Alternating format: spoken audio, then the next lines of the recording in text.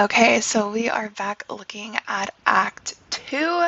We just went through Act 2, scenes 1 and 2 with the infamous balcony scene. And so now Romeo has been tasked with going to go find somebody who is going to get them married now that they're effortlessly in love.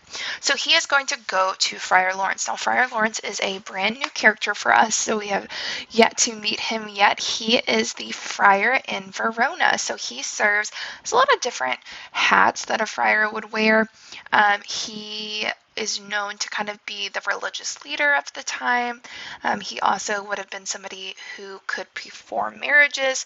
He also would have been somebody who is expected to kind of guide a church, live in the church, those things, okay? So it's going to be very clear, though, that Friar Lawrence has a good relationship with Romeo. He knows about Rosalind, which is something that Romeo's own family didn't know about, right? Until Romeo told him at the beginning of Act 1. And so we get to see that Romeo really trusts the friar a lot and kind of trusts his opinion. And in this scene, we're going to see that Friar Lawrence is not super excited about these two foes getting married.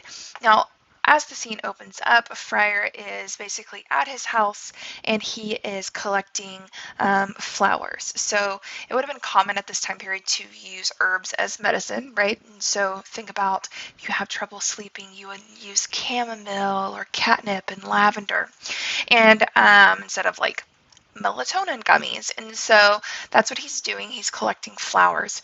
But he's going to make this really interesting comparison in this soliloquy where he's just kind of talking aloud to himself, and he's talking about flowers and how unique that they are because they have the power to heal, but they also have the power to kill someone. Right? It's a very fine line. And if we think about it, it's kind of going on with the theme of love and hate. Right?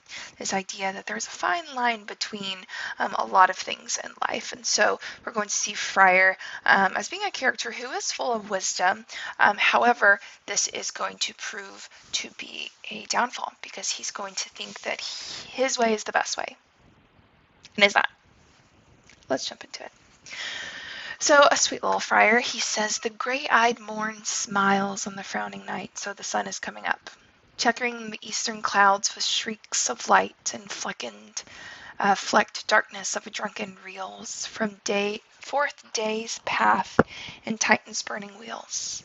Now ere the sun advance his burning eye, the day to cheer and the night's dank dew to dry, I must upfill the osier's cage of ours with baleful weeds and precious juice of flowers.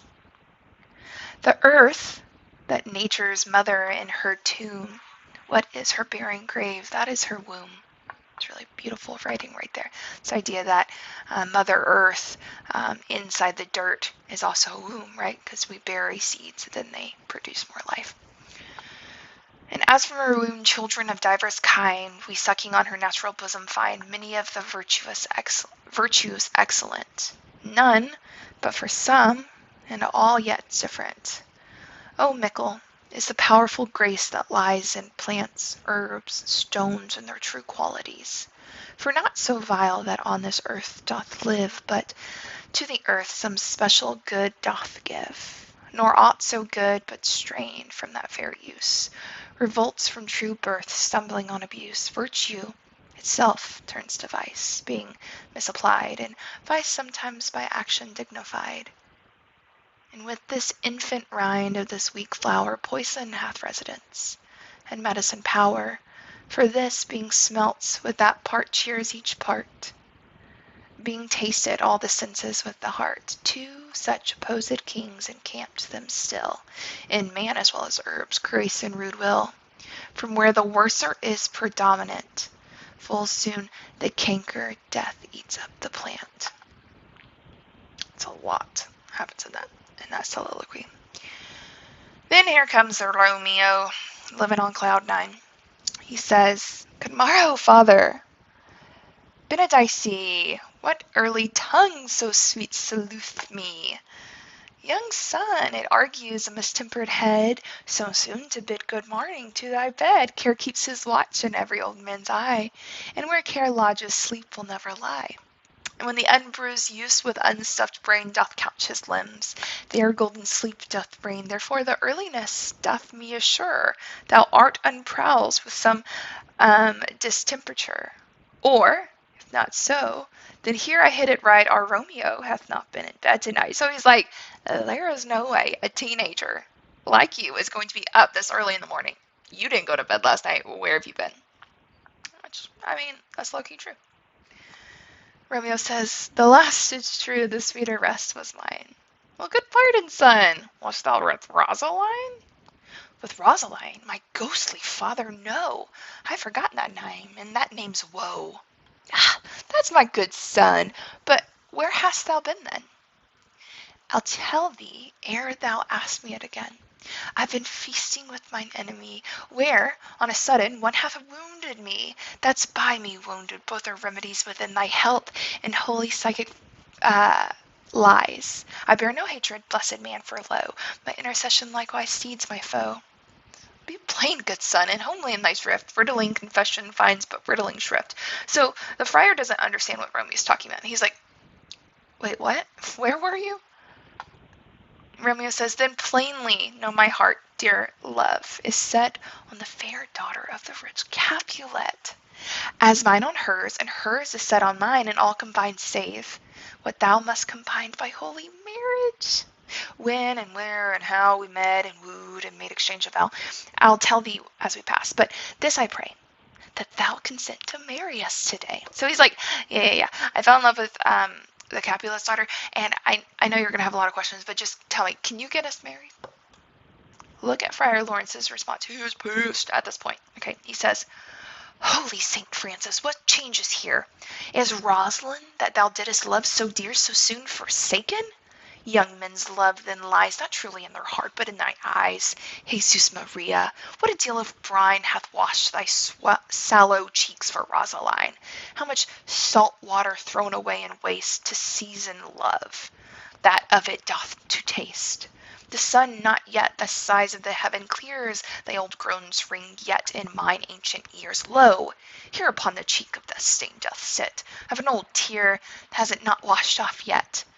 And if e'er thou waste, there wast thyself in these woes thine, thou in these woes for all Rosaline, and art thou changed? Pronounce the sentence then, women may fall when there is no strength in men.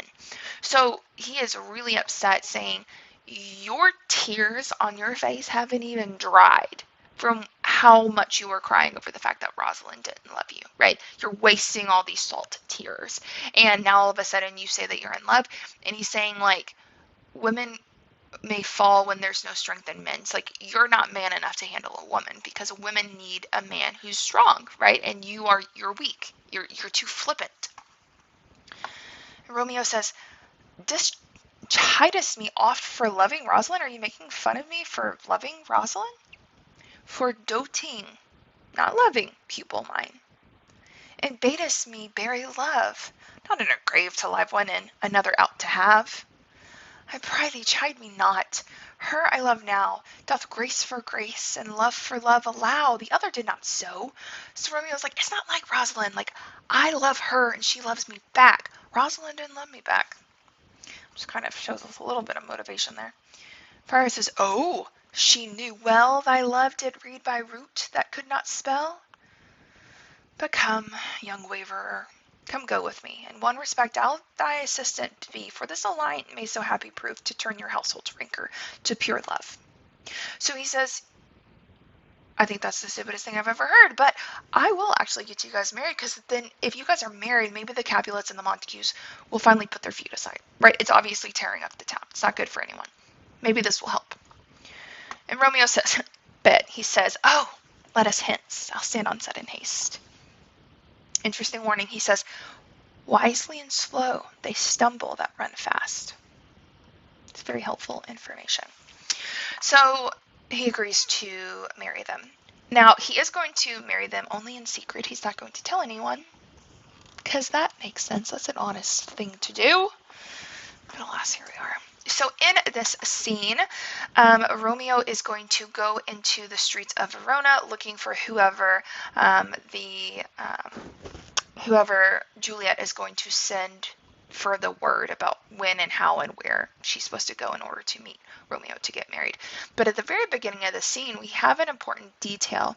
Mercutio and Benvolio are outside in the street, and they're talking about the party the night before, and they still don't know where Romeo is at this point. They think he's probably still sulking under some tree about Rosalind. And we learn that Tybalt, Juliet's cousin, has actually sent a letter basically challenging Romeo to a fight. And Mercutio's nervous for Romeo because he's like, dude, Tybalt's a baddie. Like, he can fight. Like, I don't know if he'll be able to win that fight. And Benvolio's like, nah, it'll be fine. Like, they'll sword fight, and not a big deal. But Mercutio's like, I don't know. Ugh. And then we see who Juliet gets to, who sends to the village. Where devil should this Romeo be? Came he not home tonight? Not to his father's. I spoke with his man. Why, that same pale, hard-hearted wench, that Rosaline torments him so that he will sure run mad again. Some irony there. Tybalt, the kingsman to old Capulet, hath sent a letter to his father's house. A challenge on my life. Romeo will answer it. Any men that can write may answer a letter. Nay, he will answer the letter's master, how he dares being dared. Alas, poor Romeo, he's already dead, stabbed with the white wench's black eye, run through the air with a love song, the very pin of his heart cleft with the blind bow boy's butt shaft. And this is a man to enter Tybalt? Why, what is Tybalt? More than a prince of cats. He's the courageous captain of compliments. He fights as you sing prick song, keeps time, distance, and proportion. He rests his minimum rest 1, 2, and 3rd in your bosom. The very butcher of the silk button, a duelist, a gentleman of the very first house, in the first and the second cause, and the immortal passado, the punto reverso, the hay. The what? The pox of such antique lispings affecting fantasios, these new toners of accent. By Jesus, a very good blade, a tall man, a very good whore. Why is that lamentable thing, Grandshire, that we should be thus afflicted by these strange flies, these fashion mongers, these pardon me's, who stand so much on the new form that they cannot see at ease the old bench? Oh, their bones. Oh, here comes Romeo. Without his roe like a dried herring, oh flesh, how art thou fishified? So he's giving him a hard time. And now here he is, the numbers, the patriarch flowed in. Lara to his lady was a kitchen wench. Mary she be better loved and berhymed. Dido, a dowdy, Cleopatra, a gypsy, Helen, and Hero, a harlot, Thisbe, a great-eyed or so, and not to the purpose. Signor Romeo, bonjour. There's a French salutation for your French slop. You gave us a counterfeit fairly last night. So Benvolio was kind of peeved a little bit at Romeo for not basically going home with them. Good morrow to you both. What counterfeit did I give to you? The slip. The escape piece, what he's saying. Sir, the slip. Can you not conceive? Pardon, good Mercutio. My business is great. And in such a case as mine, a man may strain courtesy. That's as much to say, such a case as yours constrains a man to bow to the hams. Meaning to courtesy. Thou hast most kindly hit it. Most courteous exposition. Nay, the very pink of courtesy. Pink for flower. Right. Why then is my plump well flowered? Sure wit, follow me in the jest now, till thou hast worn it out thy pump. That, when the single soul of it worn, the jest may remain after wearing solely singular. A single-souled jest, solely singular for my singleness. Come between us, good Benvolio, my wits faint. Spits and spurs, or I'll carry a match. Nay, if our wits run the wild goose chase, I am done. For thou hast more of the wild goose in one of thy wits, I am sure, than I have in my whole 5. Was I with you there for the goose? Thou wast never with me for anything, when thou wast not here for the goose. I'll bite thee by the ear for that jest. Nay, good goose, bite not. This wit is very bitter sweetening. It is most sharp sauce. It is not, then. Well served to a sweet goose. Aha! Here's my wit cheverel that stretches from the inch narrow of the ill broad. I'll stretch out for the word broad, which added to the goose proves thee far and wide a broad goose. Why is this not better now than the groaning for love? So they're basically just kind of burning each other back and forth, right? They're kind of like, just like being like banter. And Mercutio's like, yes, like this is my man, like finally you're back. Now art thou sociable, now art thou Romeo, now art thou art, by art as well as by nature. For this driveling love is a great natural that runs lolling up and down to hide the bauble in a hole. Stop there, stop there. Thou desirest me to stop in the tail against my hair? Thou wouldst else made by thy tail large. Oh, thou art deceived. I would have made it short, for I was to come by the whole depth of my tail, and meant indeed to occupy the argument no longer. Here's goodly gear. And then here is the nurse. So the nurse is who is going to be sent in by Juliet to go see if she can find Romeo. Now at this point, the only other two people other than Romeo and Juliet who know about them being together is going to be the nurse on Juliet's side and then the friar on Romeo's side. And so the nurse is basically helping to be the gateway to help them get married. Now, in this beginning of scene, we see the two funniest people of the play kind of come back together and kind of spar back and forth. Now, Romeo doesn't know that this is the nurse, and so he kind of jumps in a little bit to make fun of the nurse, basically calling her a lot of different names you can look up on your own. But in this scene, Romeo very quickly changes his tune once he learns that she is the nurse to Juliet. And he's like, oh, hi, sorry. Mercutio keeps the joke going a little bit longer, and the nurse thinks it's funny at first, but then is like, all of a sudden taken aback, and he's like, oh, he's so rude to call me the things that he calls me. And then at the end, we ultimately get to see that they do come up with a plan of how they're going to get married. So it says, a sail, two, a shirt and a smock. Peter, anon, my fan, Peter. Good Peter, to hide her face, for her fans the fairer face. God ye good morning, gentlemen. God ye good din, fair gentlewoman. Is it good din, so is it the afternoon?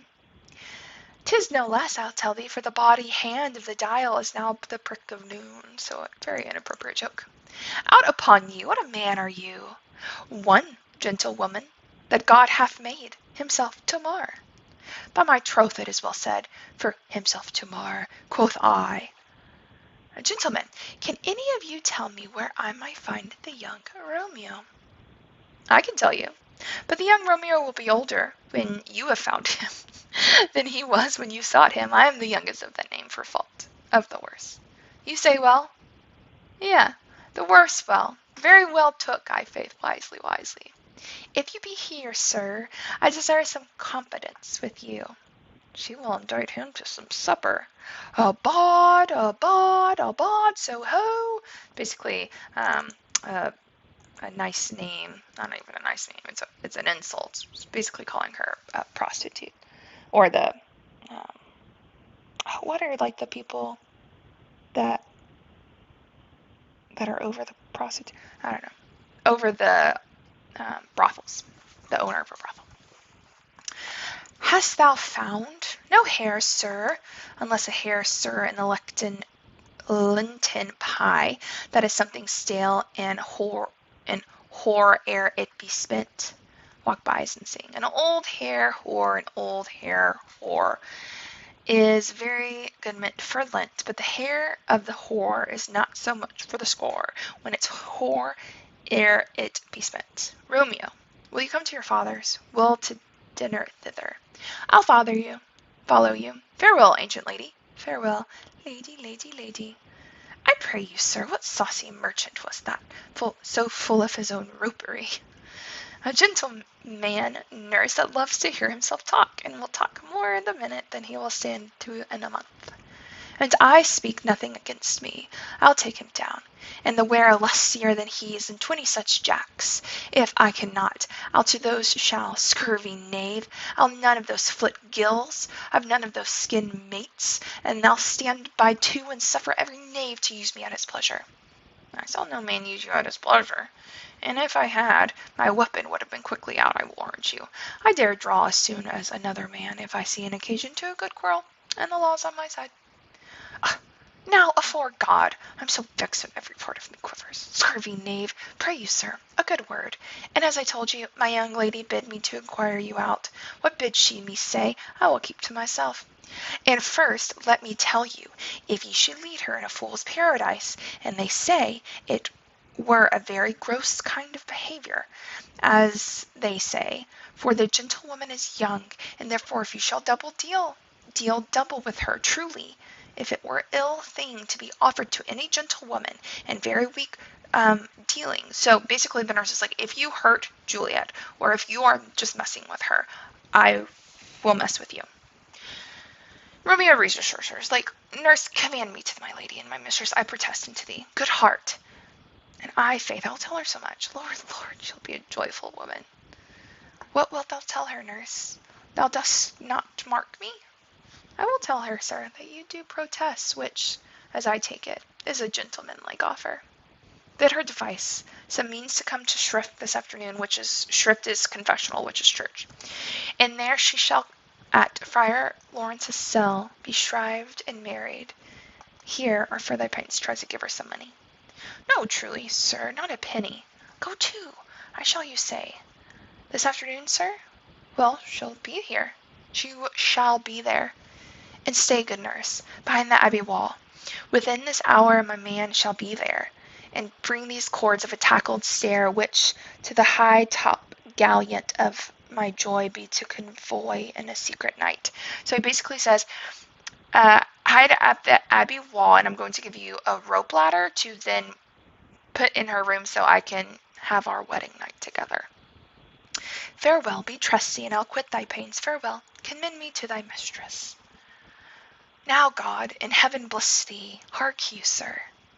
What sayest thou, my dear nurse? Is your man secret? Did he ne'er hear you say two may keep counsel, putting one away? Warrant thee my man's as true as steel. Well, sir, my mistress is the sweetest lady, Lord. When 'twas a little prating thing, there was a nobleman in town, one Paris, that would fain lay knife abroad. So you better watch out, because there's another guy that also wants the hand in marriage. But she, good soul, as a leaf see a toad, a very toad as she sees him, so she's not interested. And I anger her sometimes, and I tell her that Paris is the proper man, but I'll warrant you, and I'll say so, she looks as pale as any clout in the varsal world. Doth not Rosemary and Romeo both begin with a letter? Nurse, what of that? Both with an R. Mocker. That's the dog's name. R is for the... No. I know it begins with some other letter, and she hath the prettiest sentience of it, and you and Rosemary, and that it would be good for you to hear it. Commend me to my lady 1,000 times. Anon. Before a pace. So Romeo says, get her to Friar Lawrence's cell. I'll give you a rope ladder. You take that back home. Throw the rope ladder down so then me and her can go up to her room after we get married. And then we have 2 more scenes. In scene 5, we see Juliet waiting at her house, desperately waiting for the nurse to get back with the news. Did she find Romeo? Is she actually getting married? Does he actually like her? Did he call it off? What's happening? Did you find him? Right? And so the beginning of this soliloquy here is her just being frustrated that the nurse is going too slow. She's like, she's been out there forever. Where is she? So Juliet, very impatiently, says, the clock struck 9 when I did send the nurse. In half an hour she promised to return. Perchance she can't meet him. That's not so. She is lame. Love heralds should be thoughts, which is 10 times faster glides in the sunbeams, driving back shadows over lowering hills. Therefore do nimble pinioned doves draw love, and therefore hath the wind swift Cupid's wings. And now is the sun upon the highmost hill. From this day's journey, and from 9 till 12 is 3 hours, is 3 long hours, and yet she is not come. She had infections in warm, youthful blood. She would be as swift in motion as a ball. My words would bandy her to sweet love, and his to mine. But old folks may feign as they were dead. Oh God, she comes. Oh, honey nurse, what news? Hast thou met with him? Send that man away, pointing to Peter, the nurse's servant. Peter, stay at the gate. Now, good, sweet nurse. O Lord, why lookest thou sad? Thou news be sad, yet tell me merrily. If good, thou shamest of music, of sweet news, by playing it to me with so sour a face. I am weary, give me leave a while. Fie, my bones ache, what a joss I have. I would thou hadst my bones in thy you could take my bones if I can have your news, basically. Nay, come, I pray thee speak. Good nurse, speak. Haste you so haste. Have you not stay a while? Do you not see that I am out of breath? So the nurse is messing with her, right? The nurse is like, oh, I'm so tired. I can't tell you the news. Let me rest for a second. My bones are hurting. And Juliet's like, please, tell me. How art thou out of breath when thou hast breath to tell me that thou art out of breath? Which, honestly, heard that, Juliet. The excuse that thou dost make it in this delay is longer than the tale doth to excuse. Is thy news good or bad? Answer to that. Say either, and now to the circumstance let me be satisfied. Is it good or bad? Well, you have made a simple choice, you know. Not how to choose the man. Romeo? No, not he. Though his face be better than any man's, yet his legs excel all men's, and the hand and a foot and a body. I love how Shakespeare always writes about feet as being pretty. It's very strange. But again, think about like the attire at that time, right? Never showed ankles. It's interesting. The body, though, may not be talked on yet. We are past compare. He's not the flower of courtesy, but I'll warn him, as gentle as a lamb. Go thy ways, wench, serve God. What? Have you dined at home? So have you eaten dinner yet? No, and all of this I did know before that. What says he of our marriage? What of that? Oh, Lord, how my head aches. What a head have I. It beats as it would ball in 20 pieces. My back, oh, the other side, oh, my back, beshrew your heart for sending me about to catch my death, while jouncing up and down. Faith, I am sorry that thou art not well.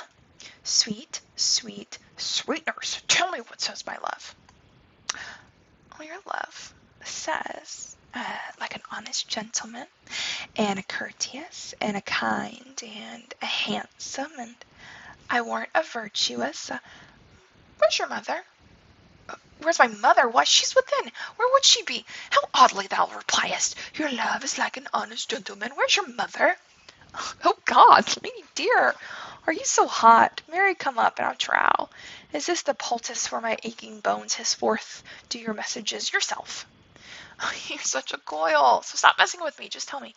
Come, what says Romeo? Have you got leave to go to shrift today? I have. Then hie you hence to the Friar Lawrence's cell. There stays a husband to make you a wife. Now comes the wanton blood of your cheeks, there to be the scarlet straight to any news. Hie you to church. I must another way to fetch a ladder, by the which your love will climb a bird's nest soon it is dark. I am the dredge and the toil of your delight, but you shall bear the burden soon at night. Go. I to dinner. Hie you to the cell. Hie to high fortune, honest nurse, farewell. So the nurse finally says, you go to the church. I'll handle all the logistics, make sure that nobody basically knows that you're there. Because again, they're not telling anybody. You see my frustration? And we'll figure it out. So in this last scene of Act 2 is their actual wedding ceremony. It's interesting, we don't actually see them physically like have their ceremony on stage. They got married off stage, but in this scene, right before Juliet comes, we have the friar giving his final warnings to Romeo, who's not listening to them. So Friar says, and this is in Friar Lawrence's cell again, nobody knows that they're doing this. Nobody else knows that they're getting married except Romeo and Juliet, the friar, and the nurse. So smile the heavens upon this holy act, that after hours with sorrow chide us not. So I really hope the future, or, fate doesn't punish us for what we're about to do. Which, honestly, it low-key will. Amen, amen. But come what sorrow can, it cannot countervail the exchange of joy that in one short minute gives me in her sight. Do thou but close our hands with holy words, then love devouring death do what he dare. It is enough, but to call her mine. So Romeo basically says, let whatever happens happen, because it doesn't matter. Anything in this world could happen.